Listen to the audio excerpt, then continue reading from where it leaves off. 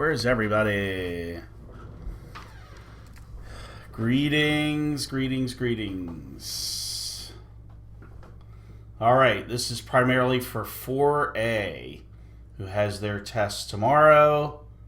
And if they could let me know if they're here, whoever's here, let me know. If nobody shows up, then we will call it a night. But I have to know if people are here in the chat.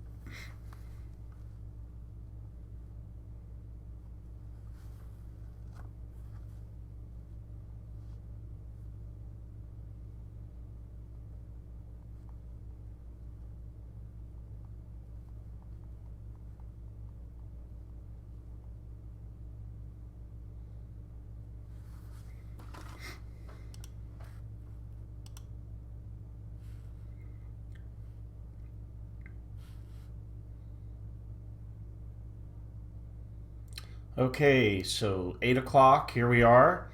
And any questions that anybody wants to throw out? Now's the time.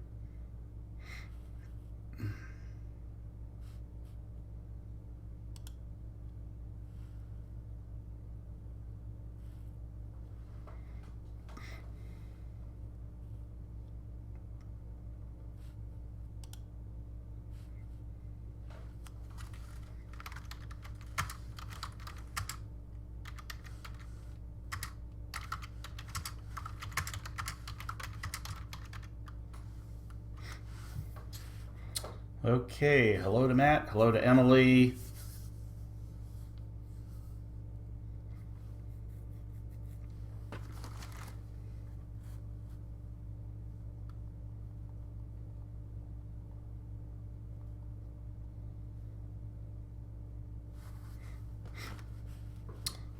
And let's throw out some questions here. Questions.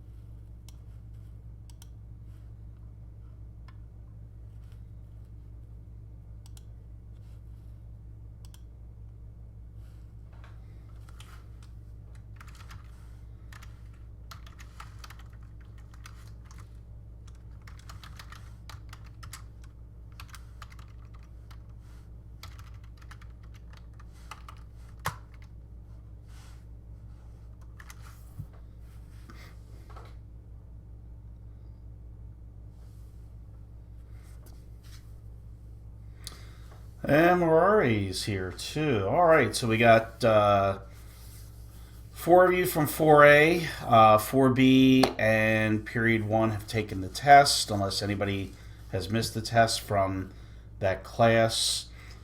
Why is demand greater than marginal revenue for all imperfectly competitive firms? Well,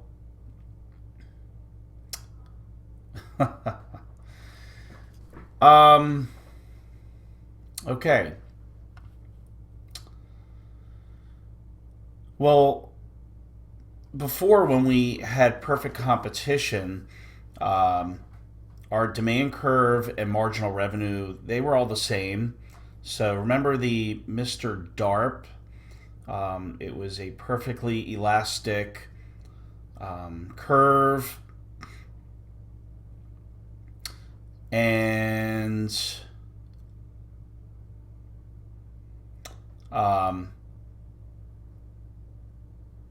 so now, for example, like monopolies and monopolistic competition, and Emily, it would be easy if I wrote it out for you, but that's sort of, I guess I might be able to do that. But anyway, just to explain that is the demand curve is just like any other demand curve that we typically see. So if price is higher, then people will demand less. And as price decreases, then the people will demand more. So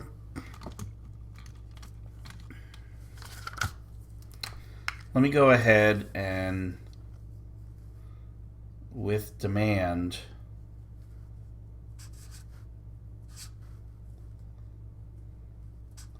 if we have price times quantity,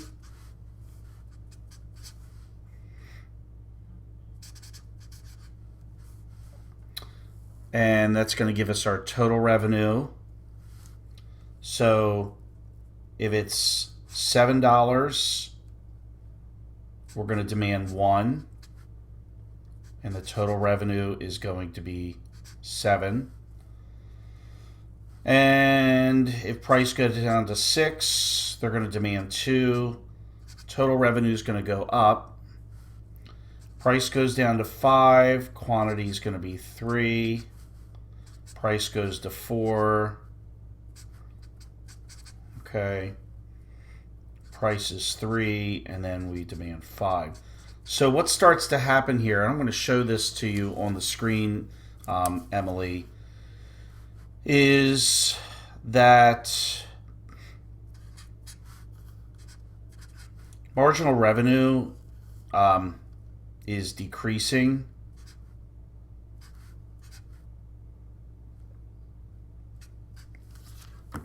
Not sure if you can see this, but I'll hold it up in front of the camera. There we go. So there we go. Hold on, let me go back a little bit. So if you take a look, the P times Q, that's going to give us our total revenue, and basically that shows us the demand curve. And what happens here is that marginal revenue is less than that. So that's why marginal revenue is below the demand curve. Okay? All right, hope that answers that. Let's go to the next question. Let's go back up here to, let's see, Pappy Kyle. I don't see Kyle out there. Module 65, cheat versus non-cheating. Let me see. Serena, what question did you have about cheat versus non-cheating? So we're looking at, that's basically the prisoner's dilemma.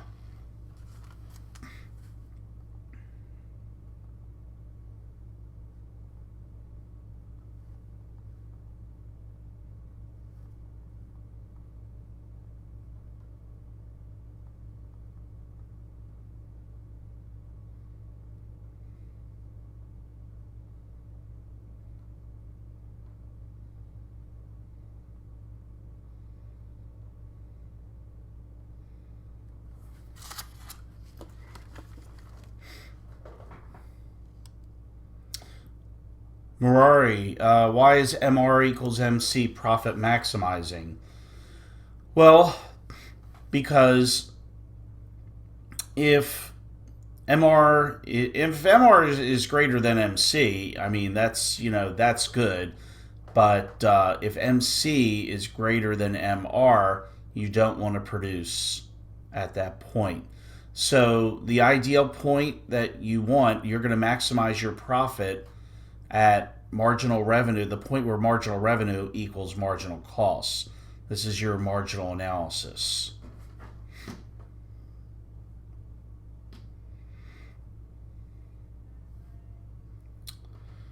Also to answer Murari, why do monopolistically competitive firms see decreased profit in the long run? Well, in the short run, they're going to show a profit or they're going to show a loss. And what's going to happen is when there's a profit, then all the sharks are going to come in and people want to enter the market for monopolistically competitive firms. Let's say maybe like a pizza place. They want to start a pizza shop. So what's going to happen is more people are entering the pizza market, and what that's going to do, demand is going to decrease for demand for all the firms for their pizza is going to decrease. So what happens is that as the demand shifts, the average total cost curve meets up with the demand curve to where there are zero economic profits. and that puts us in the long run. All the costs are variable, so that's why we are in the long run. And then if firms are making a loss, then firms are going to leave, and then you're going to see increased demand for whoever's left in the market, and then eventually we'll end up in the long run again. So it's a whole Merari. It's a whole cycle with monopolistically competitive firms. Okay.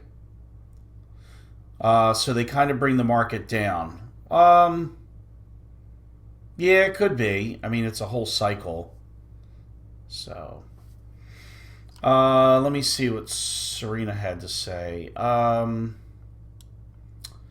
When should a firm shut down in the short run? They should shut down when, correct, price is below AVC. So when AVC is above price, then you get to shut down.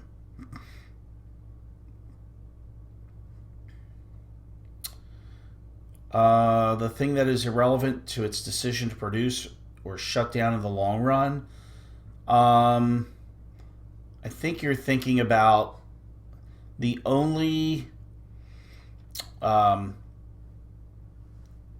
their only expense is going to be fixed costs. That's it when they shut down, because they're not producing anything. If a firm doesn't shut down, the individual supply will be equal to what curve?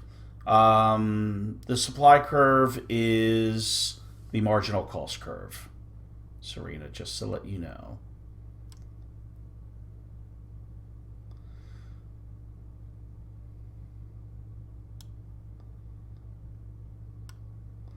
Let me see. So we're going back cheat versus non-cheating. Will tit for tat allow the most money in the long run? I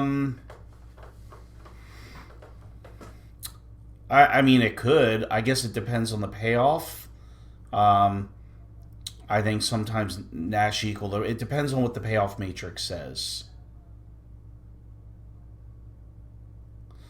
All right, you got them all right. Yeah. That sounds good. Now we probably have about 30 minutes before class to review, so I don't know if we want to do some more Kahoot or whether we want to do some more practice graphing, but anyway. What other questions do we have out there?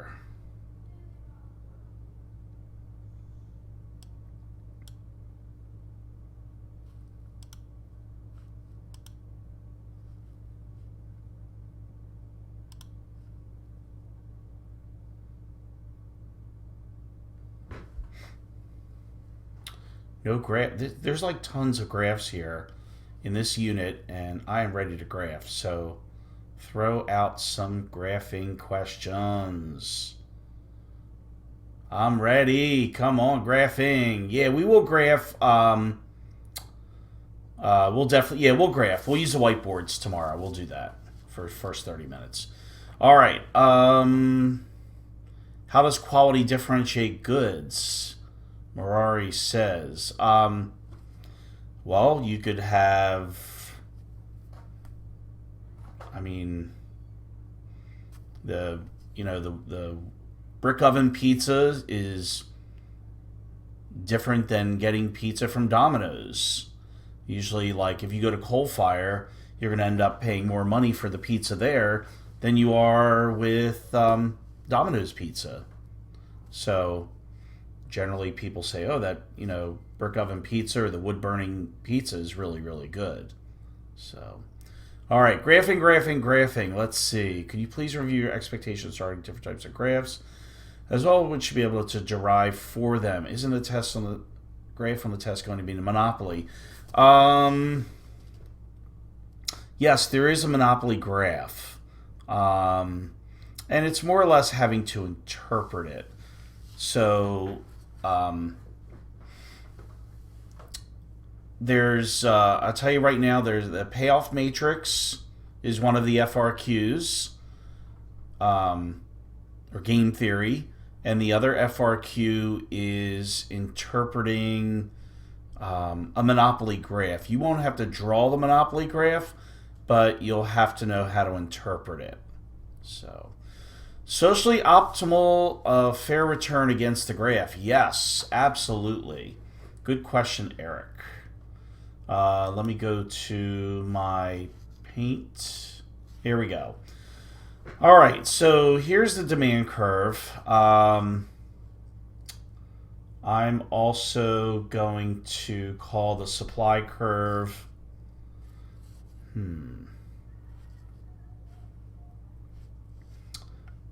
Let's see. This is not going to work out that well, but that's okay.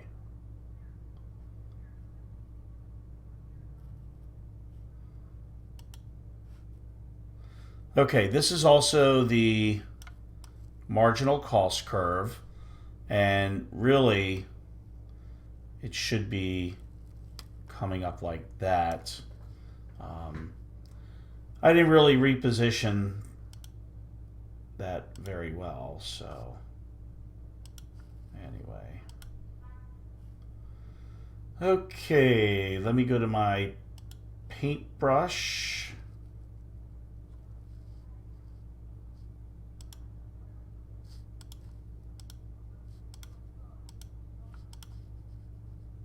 Here we go. All right, so here's marginal cost right here. And I'm going to show you in a Monopoly a couple things. Here's marginal revenue. Okay. And let's see. Let's say that, hold on, let's try to ignore the fact. Let's call all of this the marginal cost curve right here. All right, so here's your Monopoly. And a Monopoly is going to, I gotta find color here. Oh, here we go. So anyway, here's your MR equals MC right here. So the Monopoly is going to produce at that quantity, and they're going to produce at that price. So let me do P, M, Q, M. Okay. Now, now the question is, what do people want? And that will be your socially optimal point. So let me go back, and what we have to do now is we have to draw the ATC curve. So I'm going to draw the ATC curve, and we're going to have a profit. And there's ATC.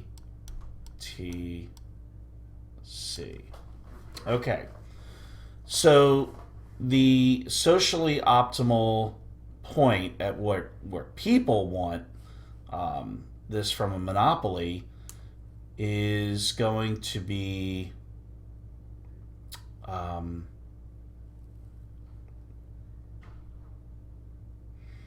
MC, P equals MC, which is actually, here's your socially optimal quantity right here. Okay? So it's where people want, socially optimal. So I'm going to say that's P, S, O. And this would be Q, S, O. Now the problem with this is that, Monopoly doesn't want to do that because they're charging a lower price, and they're also they're overproducing. Remember, monopolies tend to charge a higher price and underproduce. Now let's go to the last one, which is fair return. So with fair return, and I'm going to use blue for fair return, that's basically where ATC equals demand. So with that point, which is right here, ATC crosses the demand curve and your price equals demand. So monopolies they're producing a little bit more in the fair return, and the consumers certainly like it because they're paying less. And that's price, fair return. So we have three areas. Number one, the MR equals MC for a monopoly. Two, we have socially optimal, where the demand curve intersects marginal cost. And then we have fair return, which is where price or demand intersects ATC. So that is that's fair fair return, socially optimal, and profit maximization. So I hope that clears that up.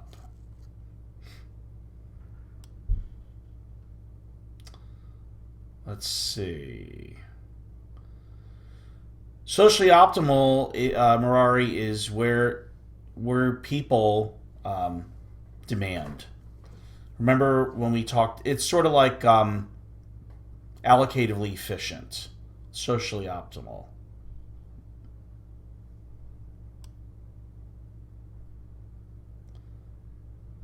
Does monopoly have an inelastic demand curve? Not really. No. The demand curve is going to be probably more, it looks unit elastic. It's negative. It's got a negative slope.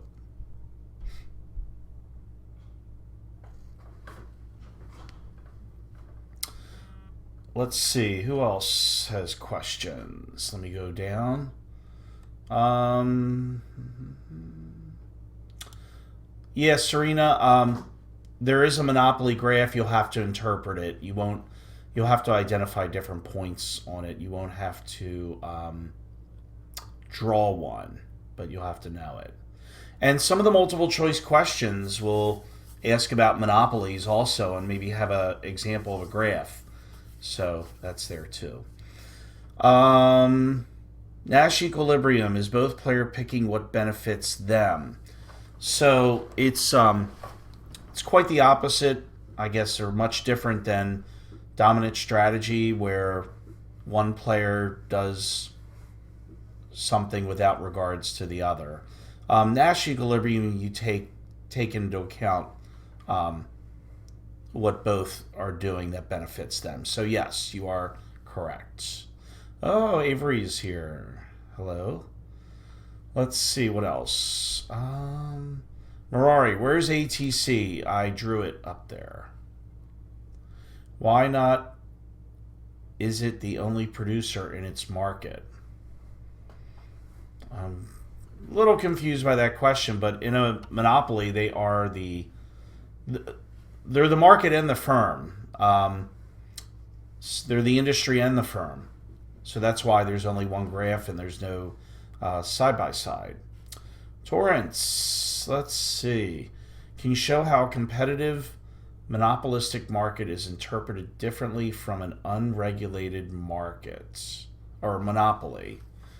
Competitive monopolistic market. 1 second. I think I have a dog in here somewhere. Nope, I don't have a dog. Let's see.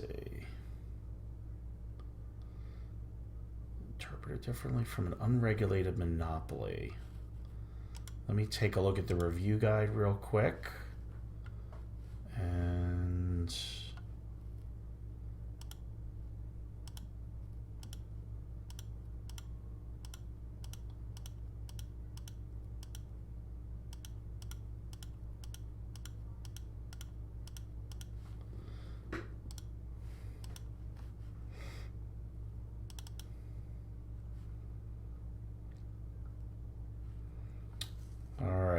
me see what question you had.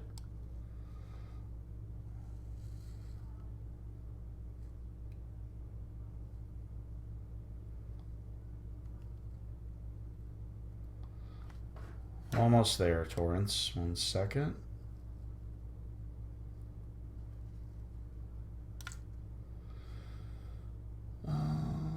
Let's see. Unregulated.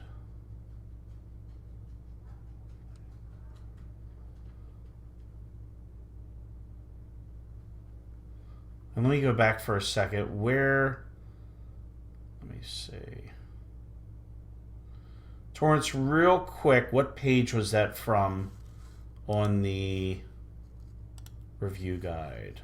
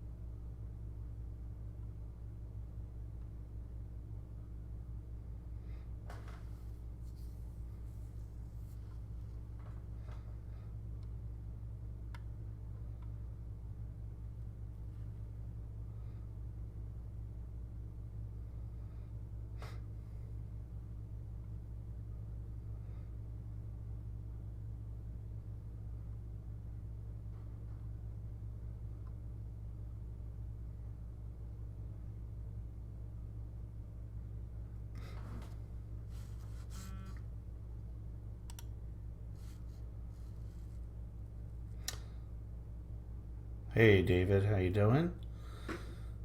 Unit 61 module. All right, I'm still competitive models.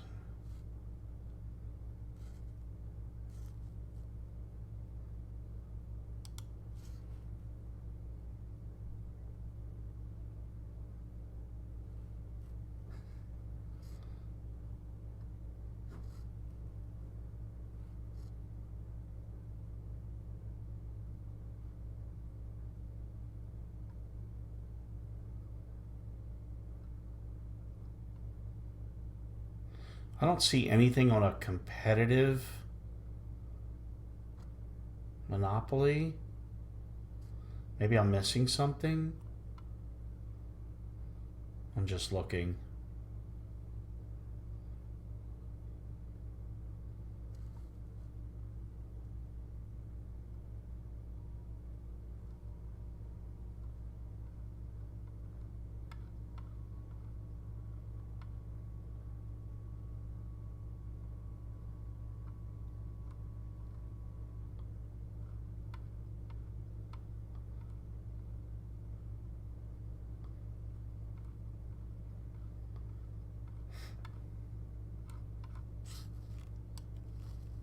Let me go to some other questions, and then I think hopefully Torrance will get back to me with my question.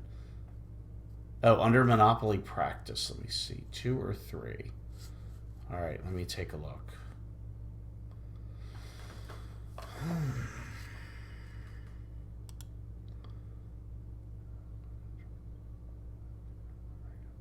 So an unregulated monopoly is just basically the monopoly that I've been drawing. I'm going to clear this out.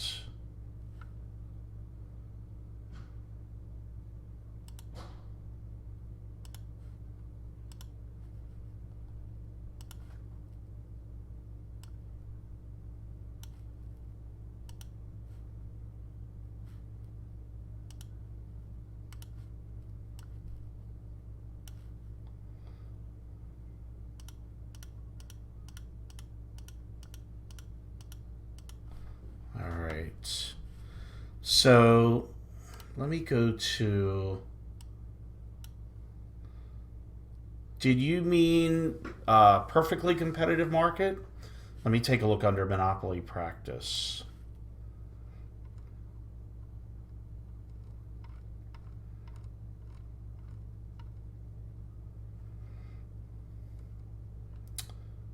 Let's see.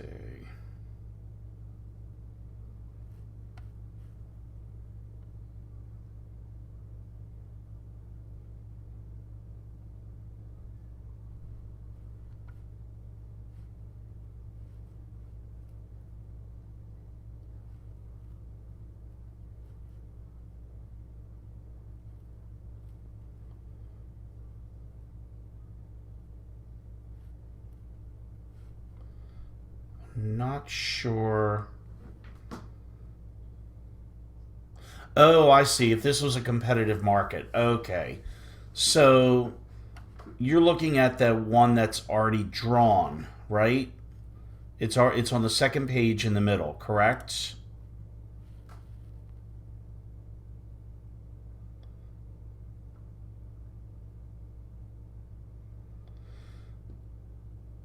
David, they are in Unit 3 under Hollander PowerPoint and Resources, I'm pretty sure.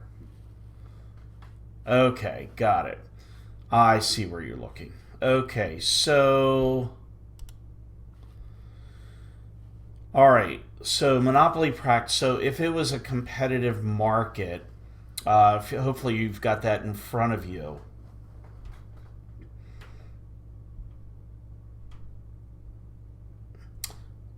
Yeah, so just go to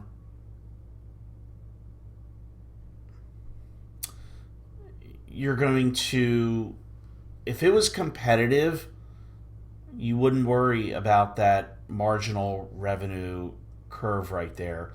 You would just worry about the demand curve. So price and quantity would be P4Q2.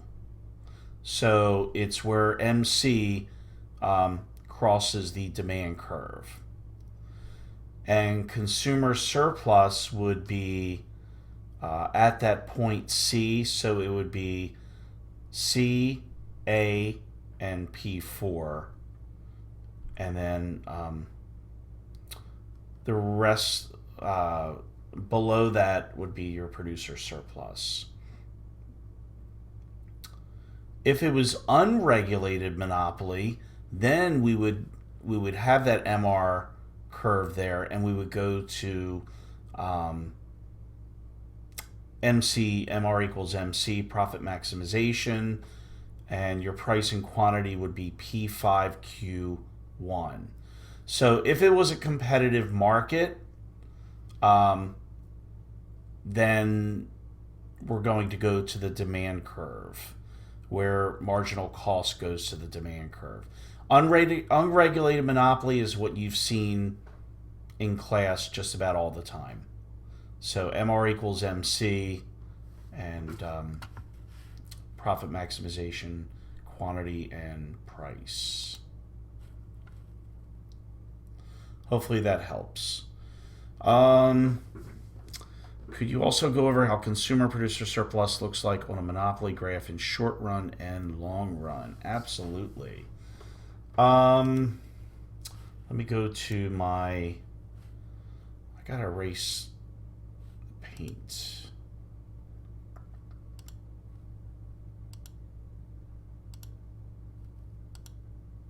Whoop.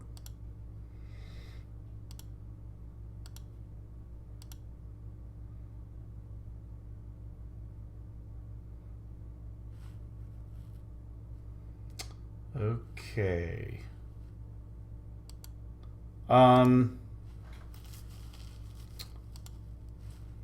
So let me try to, I have to go ahead and erase.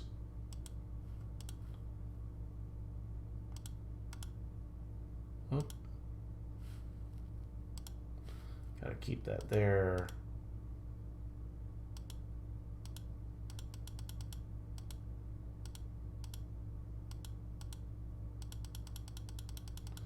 All right, so let me erase all this, and then I can show you the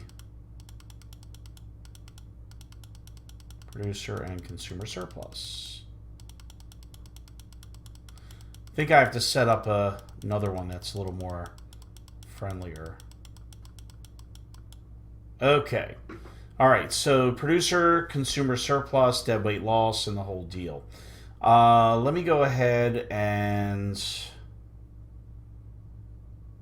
start off with my brush width, and I'll make that 40. Whoops, too big. How about 13? So what I'm going to do here is the ATC curve right here. All right, so let's find some consumer and producer surplus. And I'm going to go ahead with, use the color green. Here is MR equals MC.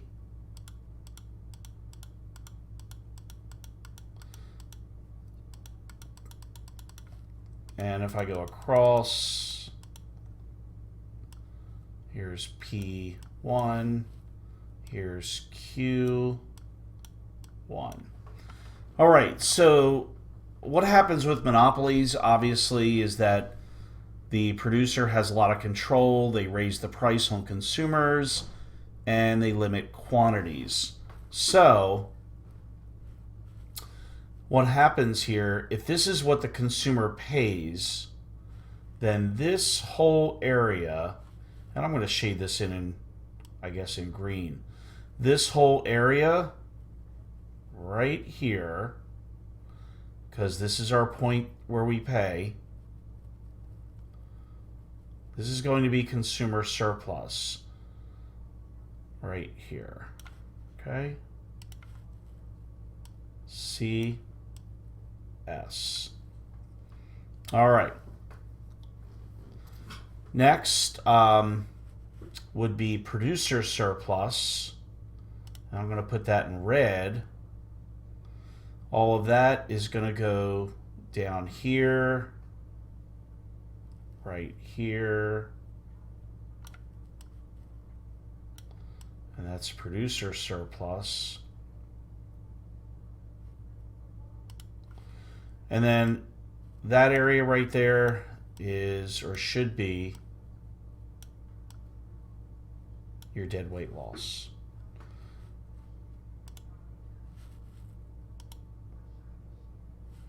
You're welcome. Welcome, welcome, welcome.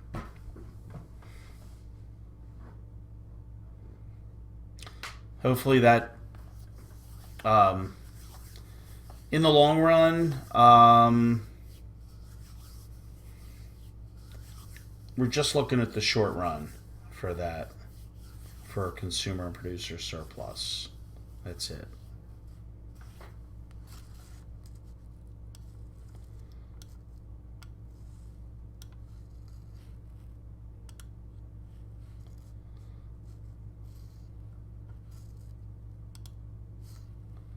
Where's Naveed tonight? He needs to be in this review.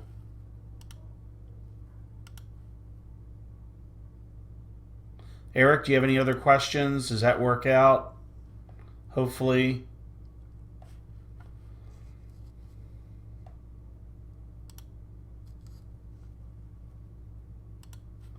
Let me go ahead. I don't know if there's another question. You're welcome. Let's see.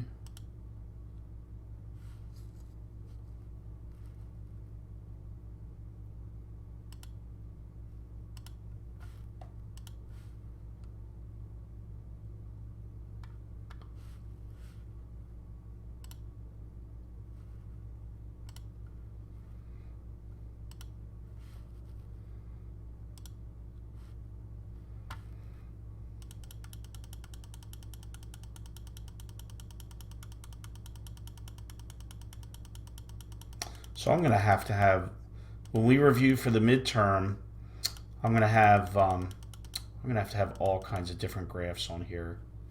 So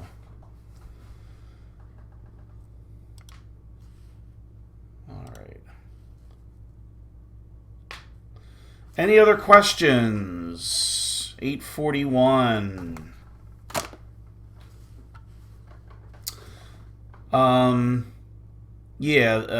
So you're asking about the FRQs. There's an FRQ that has the payoff matrix, and then there's a monopoly on there too.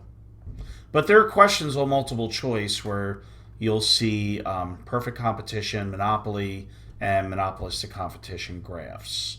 So you'll have to know how to interpret those as well.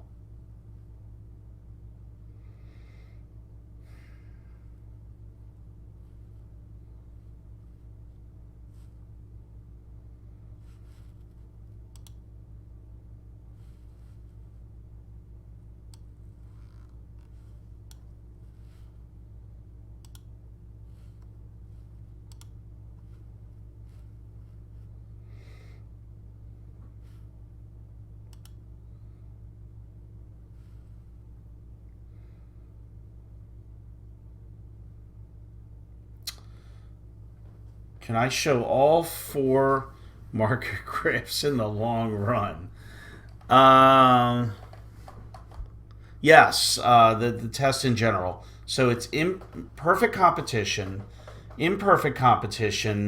right, which would include game theory. All right, see Eric tomorrow. Merari, all 4 market graphs in the long run, please. Well, they should be in your study guide. Or look in your book. It's in your book.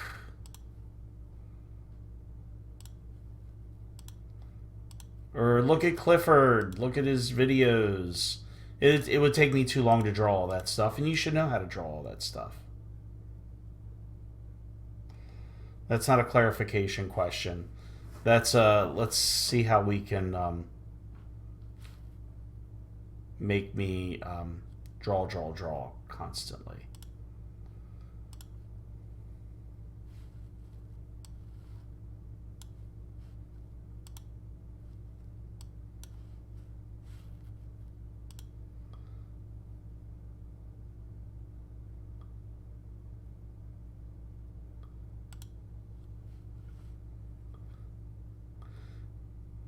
Too lazy. Oh, please.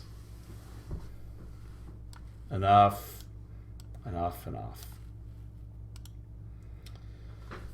All right, anything else?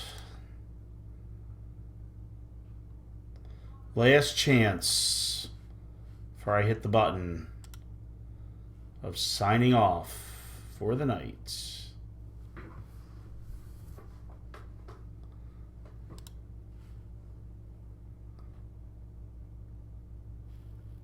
See, Merari, what you need to do is take a sheet of paper and draw these out for practice. That's what you should do. Yes, thank you, Serena, for giving him some advice. All right, see you tomorrow. Adios, everybody. Any other questions? Going once. Going twice. And I believe we are signing out.